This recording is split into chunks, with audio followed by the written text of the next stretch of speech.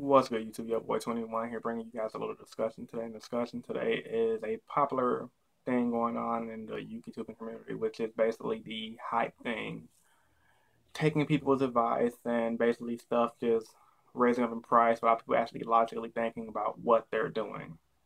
So basically, recently, you guys already know about the whole spell. I don't know what pro player hyped it up, but it was basically, Spell Chronicle, a shitty card that lets you banish 5 spells. I don't even know what the hell the card does, but I know it's, when I read banish 5 spells from your deck and then wait for your opponent to activate 2 spells, I automatically knew the card was shit.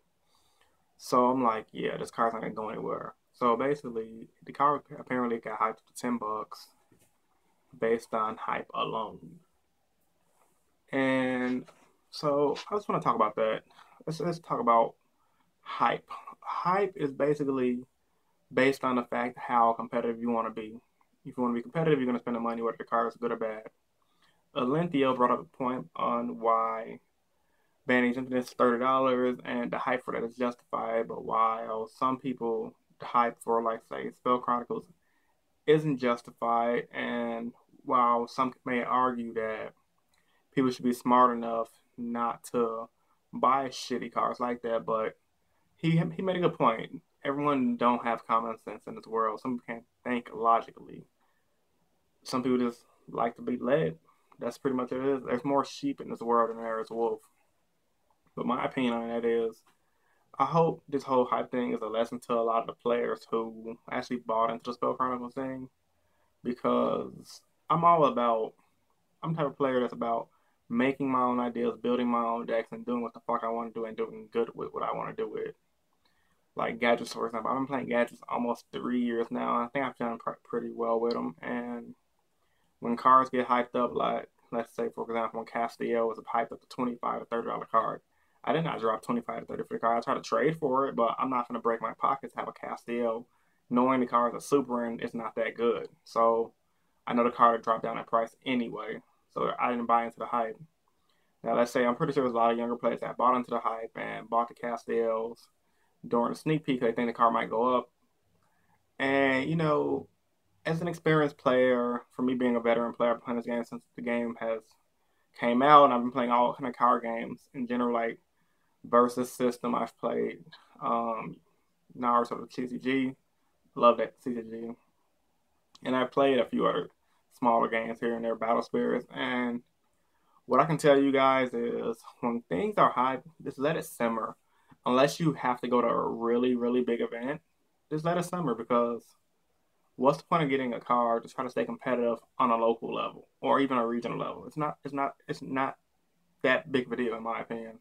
I believe anytime anybody should play into a hype, they should do it for 2 reasons. One, they're about to go to, like, say, a YCS level event and they have a good deck that they've tested with the card via DN or borrowed it from a friend to see how the card functions. And or two, knows they're going to be using card for a very long time and know for a fact the card is going to stay at its value or remain higher, like Vandy's Infinite. So, as far as people actually being tricked, I think it's wrong. I mean, I'm not a pro player yet, but I believe for a pro player, you should have the responsibility to say, I'm not going to send off all of these people who follow me and trust me and value my opinion. Now you're gonna look like a scummy person because people aren't gonna fuck with you like that anymore, and they're gonna just take you as an asshole.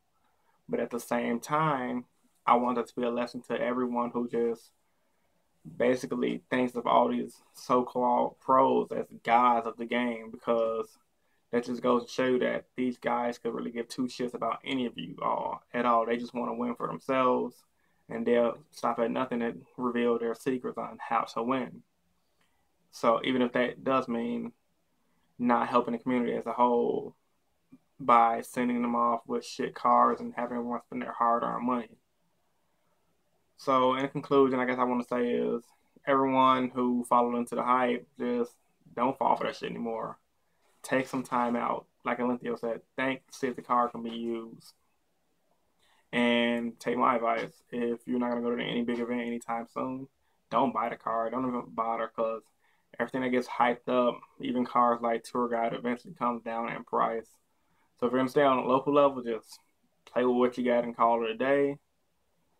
And that's that's pretty much it. Comment down in the comment section below what you guys think about my thoughts on this topic. All right, this is Yobo21, and I'm out. Deuces. Have a good day.